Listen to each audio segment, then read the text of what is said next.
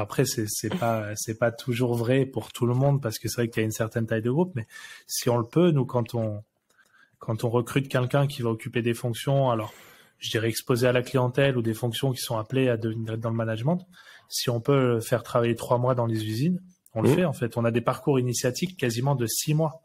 Bien sûr. Sur des gens qui sont appelés à apprendre. C'est-à-dire que pendant 6 mois, la personne, tu lui fais apprendre ton métier, tu l'as fait travailler avec des parfumeurs, tu l'as fait décharger de la lavande. Parce qu'en fait, tu vois, moi, il m'est arrivé un truc, c'est quand je suis passé dans les usines, tu vois, donc pareil, moi j'ai eu 6 mois et en plus je suis rentré à la même époque un peu que les jeunes de la famille, donc on a tous eu un peu cette même formation. Et à un moment, pareil, tu vois, j'arrive, diplôme d'école de commerce, j'étais un peu trader, tu vois, j'ai fait du droit, j'ai fait, donc t'arrives, t'es à peu près sûr que tu sais tout, t'as pas encore compris que tu sais rien. Et du coup, tu rentres, et je me rappelle, 40 degrés, plein été, on me demande de nettoyer un alambic sur lequel il y avait de l'encens qui était passé.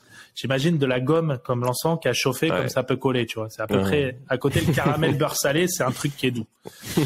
Et du coup, tu vois, je prends mon burin et tout, et je tape, 40 degrés, j'en pouvais plus, tu vois. Et là, tu prends ta bonne leçon d'humilité, et il y a un ancien de l'usine, tu vois, au bout de 3 heures, il vient avec son accent grasseur, il me fait, oh jeune, écoute, il me prend le truc, il met 4 coups de burin, il a tué le truc.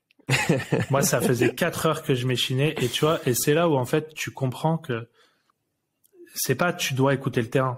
C'est soit tu fais partie du terrain, soit t'as rien compris à ce que tu fais. En tout cas, quand tu es sur une entreprise qui travaille de l'industrie, qui travaille des produits, si tu es sur une entreprise de service, c'est peut-être un peu différent. Peut-être que ton terrain, c'est tes clients, donc voilà, faut pas universaliser ce que je dis. Mais tu vois, moi, je garde cette expérience en tête parce que non seulement ça te montre que chaque personne a une contribution très forte, mais en plus que t'as 150 ans d'histoire. Je veux dire, t'as des mecs qui sont capables de te reconnaître, de savoir si ton produit est bon à l'œil quand t'as des machines qui valent 1 million d'euros la machine pour passer en test pour voir s'il est bon. Parce que le gars, il a appris ça de son père, qui a appris ça de son grand-père. Et tu dis, mais en fait, c'est un patrimoine. Toi, t'as fait quoi? T'as été à l'école, t'as fait 2 ans de prépa, t'as fait tes diplômes? Non, t'as rien compris. Et du coup, ça, tu vois, moi, je trouve que quand t'es immergé là-dedans, derrière, tu crées, et c'est ça où nos entreprises régionales sont folles, tu vois, parce que ça, moi, je l'ai vu quand j'ai visité des Andros, quand j'ai visité des Michelin, quand j'ai visité des bons grains, des bons duels. Enfin, c'est incroyable. C'est que ce tissu-là, ce patrimoine-là, faut pas qu'on le perde en France, tu vois.